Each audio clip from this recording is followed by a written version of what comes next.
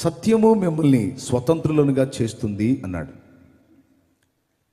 స్వతంత్రులు అనే మాట ఎప్పుడు వాడతారంటే, ఒక నియంతృత్వంలో బందీలుగా ఉన్నప్పుడు, బానిస సంకెళ్లలో దాసత్వంలో ఉన్నప్పుడు, మాకు ఈ విడుదల ఎప్పుడు వస్తుందో, స్వతంత్రం ఎప్పుడు వస్తుందో అంటే స్వేచ్ఛగా, ప్రశాంతంగా, మా మనస్సుకు సంతోషదాయకంగా మేము ఎప్పుడు జీవిస్తామని బానిస సంఖ్యలలో ఉన్న వాళ్ళు ఎదురు చూస్తారు స్వతంత్రులగుటకు.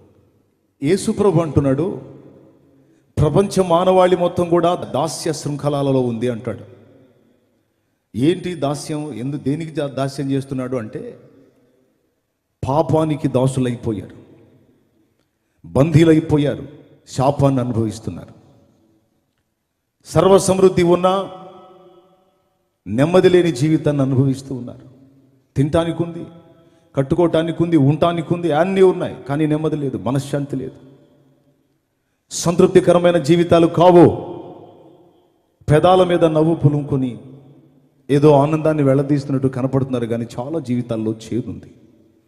ఎందుకు అలా అంటే, వారికి తెలియని ప్రభావం ఏదో వారిని ఏలుబడి చేస్తున్న సంగతి మనుషులకు అర్థం కావటం లేదు. మొత్తానికి బానిసలుగా ఉన్నారు ఎక్కువ శాతం.